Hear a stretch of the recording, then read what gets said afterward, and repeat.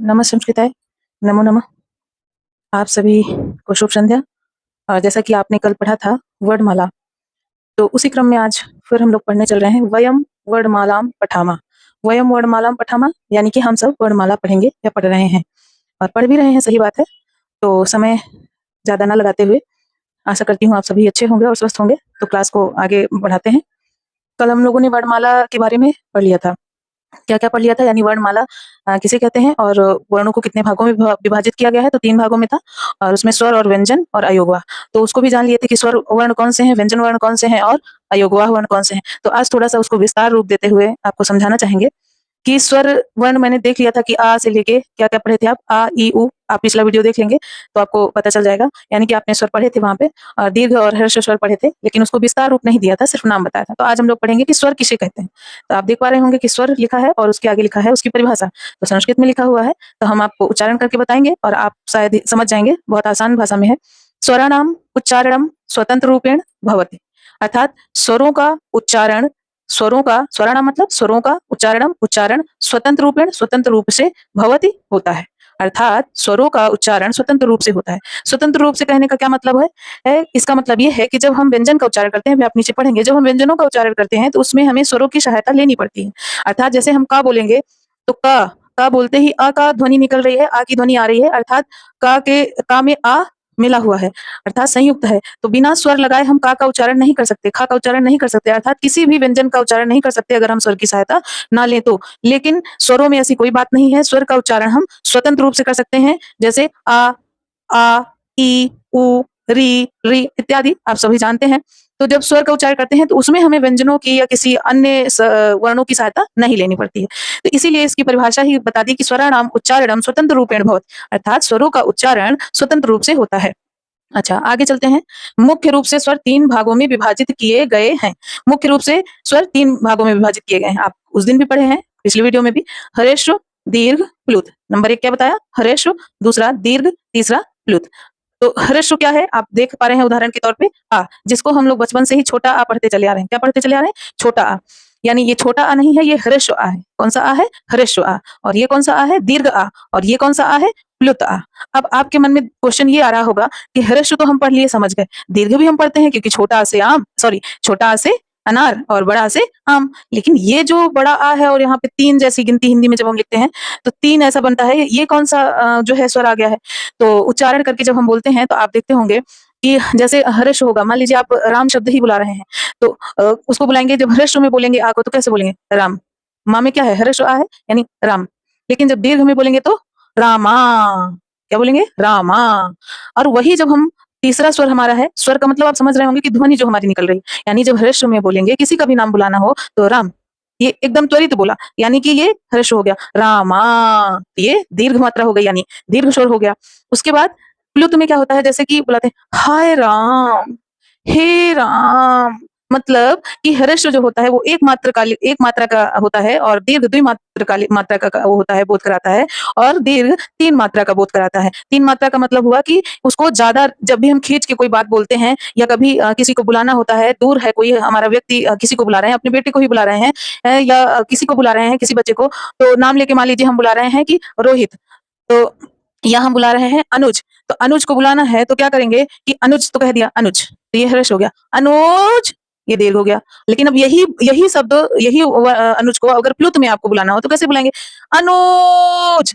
तो ऐसा स्वर का प्रयोग करते हैं जब कोई व्यक्ति हमसे बहुत दूर होता है और उसको हम बुला रहे होते हैं, तब हम इस प्लुत स्वर का प्रयोग करते हैं। मुझे लग रहा है कि आप लोगों को थोड़ा बहुत समझ में आ गया होगा। और इसी तरह से यानी प्लुत का प्रयोग हम बता रहे हैं कि अगर कोई आपसे पूछे कि स्वर में से हर्ष और दीर्घ तो पता चल रहा है, लेकिन ये प्लुत कहाँ से आ गया? तो प्लुत जो है सब में होता है। जब भी हम किसी शब्द को ना हर्ष में ना दीर्घ में बोलते हैं और भी ज्यादा खींच के बोलते हैं तो वो प्लुत में चला जाता है।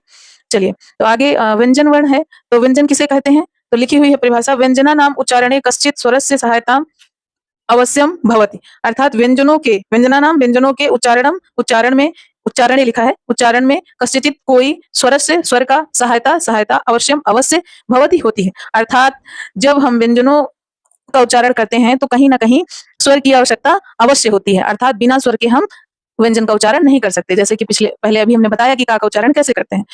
तो अब बार-बार बात यही अटक रही है, उसमें भी स्वर में भी कि उच्चारण और व्यंजनों में भी क्या कहा कि व्यंजनों का उच्चारण। तो अब बात कहीं न कहीं खटकनी चाहिए कि उच्चारण क्या है?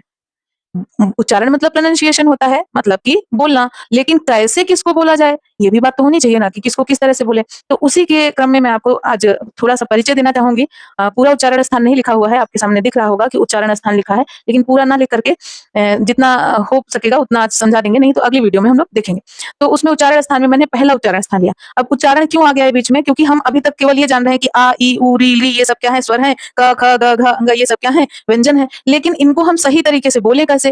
क्योंकि यहाँ पे बताया कि स्वरों का उच्चारण जो है स्वतंत्र रूप से होता है, जबकि व्यंजनों का उच्चारण किसी न किसी स्वर की सहायता से होता है।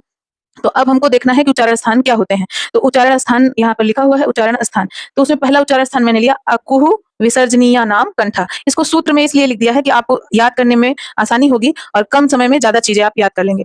तो अकुह विसर्जनीय नाम कंठा आप देख पा रहे हैं, दिख रहा है आ, यानी ये यहाँ हर्ष आ लिखा है, लेकिन यहाँ पे हमें दोनों आ समझ लेना है। जैसे कि मैंने आगे लिख भी दिया है कि हर्ष आ हो या दीर्घ आ हो, कु का मतलब होता है क वर्ग। अब क वर्ग क्या है? क से लेके अंग तक, यानी जो क वाली लाइन है क ख ग घ अंग, इसको बोलेंगे क वर्ग। क्या बोलेंगे? क वर्ग। यानी कु का मतलब हो गया क वर्ग। और तो यानी किसका किसका उच्चारण स्थान क्या होगा? या आ का, चाहे हर्ष हो दीर्घ हो, कु से मतलब का ख ग घ अंग, और फिर लिखा है हा, तो हा का मतलब हा, और विसर्जनीय नाम लिखा है यानी कि विसर्ग। विसर्ग का चिन्ह ऐसे होता है, आप सब जानते हैं। तो ये विसर्ग हो गया, अर्थात कितने वर्ण हो गए? हर्ष और दीर्घ आ हो गया, का खा का घा अंगा हो गया का वर्ग, और हा और विसर्ग, इन सब का उच्चारण स्थान कंठ होता है। क्या होता है? कंठ। अब आप सब अपने जिह्वा को जो है बोलते समय प्रयोग में लाते हैं, तो कंठ, कंठ से ही इन वर्णों को अगर हम उच्चारण करेंगे तभी हमारा वो सही उच्चारण माना जाएगा। तो आप जब आ बोलते हैं तो खुद ही आ बोल करके देखिए और कंठ में अपनी एक उंगली को रखिए और फिर देखिए कि आपको, और ये करके जरूर देखिएगा, जब बोलिए आ तो ज्यादा देखो, जीभ तो हमारी कहते भी हैं लपलपी होती है, तो जीभ तो लपलपाती रहेगी, लेकिन जो जोर, जो ध्वनि निकलेगी, वो ध्वनि को हमें महसूस करना है कि कहाँ से निकल रही है। तो जब आ बोलते हैं आ, तो आप देखिएगा कंठ में हाथ रखते हैं तो यहीं से जोर कंठ में ज्यादा पड़ रहा है। फिर चाहे बड़ा आ बोलेंगे दीर्घा, तब भी वही कंठ में जोर पड़ेगा। क ख ग घ अंग च, नहीं चा नहीं आएगा। देखो जैसे ही चा बोलेंगे ना वैसे ही वहां पे जोर पड़ना बंद हो जाएगा।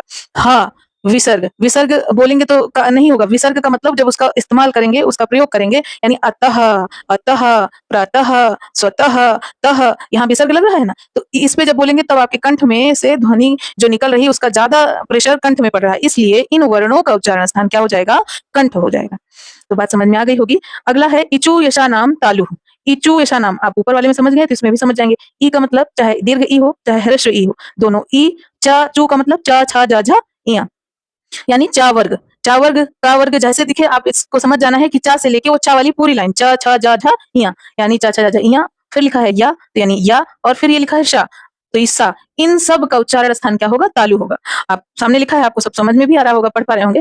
तो इचु यशा नाम तालु, इन सब का उच्चारण स्थान क्या होता है? तालु होता है। अब तालु कैसे जानेंगे कि तालु होता है? जब हम बोलेंगे तो हमारी जो जिह्वा है वो कहीं ना कहीं जब शुद्ध बोलेंगे, तो अब बोलने को तो कोई कैसे भी बोल देता है, वो अलग बात है, लेकिन जब हम शुद्ध उच्चारण करेंगे, ई का हो चाहे च का हो चाहे छ का हो चाहे ज का हो, तो हमारी जो जिह्वा होगी वो तालु से बार बार जाके टकराएगी। कहाँ जाके टकराएगी? जो आपके मुख के अंदर तालु है, तालु पे जाके छुएगी। तब हमारा समझ लीजिए कि इन सब का उच्चारण स्थान जो सामने आपके लिखा हुआ है ये शुद्ध हो रहा है। उसके बाद तीसरा उच्चारण स्थान उसी तरह से ऋतु रसाना मूर्धा। और हाँ, एक बात और, इसीलिए इस सा को हम लोग क्या बोलते हैं? तालव्य सा। तालु से उच्चरित होता है इसीलिए तालव्य सा है। और आगे आप देखेंगे मूर्धन्य सा, तो वो मूर्धा से उच्चरित होता है इसलिए उसको मूर्धन्य सा कहा जाता है। फिर आप देख सा और देखते हैं दंतिशा, तो उसको दांत, दांत की सहारा से, मतलब दांत का सहारा जीवा को लेना पड़ता है, दांत बिना खोले उस सा का उच्चारण नहीं होता है, तो वो दंतिशा हो जाता है। ये उच्चारण स्थान की वजह से ही इन तीनों शा को विभाजित किया गया है, तालव्य, मूर्धन्य और दंतिशा। तो उस आगे ऋतु रसानाम मूर्धा आप देख रहे हैं, ऋतु रसानाम मूर्धन्य अर्थात री टा वर्ग रा और ये मूर्धन्य शा का उच्चारण स्थान मूर्धा होगा। मूर्धा में जब भी बोलते हैं तो जीभ को जो है थोड़ा मोड़ते हैं हल्का सा अंदर की तरफ, और तब बोलते हैं ट ठ, यानी ऊपर हल्का सा मोड़ करके जब बोलेंगे, जैसे कि कोई चीज को थोड़ा सा ऐसे झुका दीजिए, तो जीभ को चाहे अंदर की तरफ या ऊपर से अंदर की तरफ झुका दीजिए, तब बोलिए, तो उसके बाद आपको इसका उच्चारण स्थान सही से हो पाएगा। इसीलिए इस सा को क्या कहते हैं? मूर्धन्य सा कहते हैं।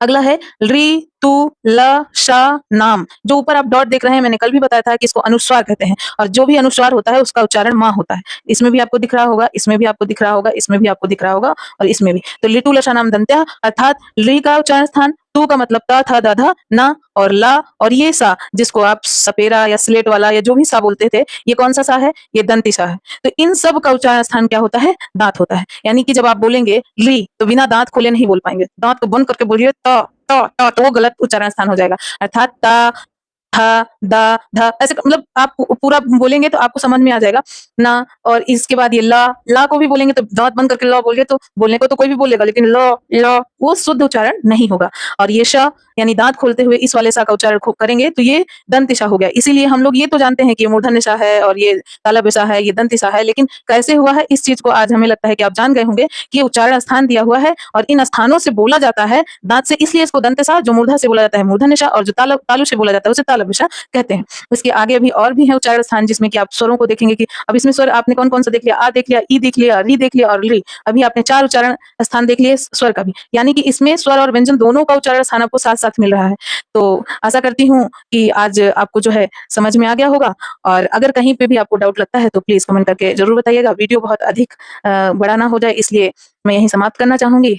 और वीडियो कैसा लगा ज़रूर बताइएगा। आप कुछ सीख पा रहे हैं कि नहीं, ये भी आप कमेंट करिएगा। अगर कहीं भी कमी हो रही है तो सिखाने का प्रयास मैं नेक्स्ट वीडियो में दिन-ब-दिन बेहतर करूँगी। तब धन्यवाद, और सभी लोग मन लगा के पढ़ें, बस यही मेरी कामना है।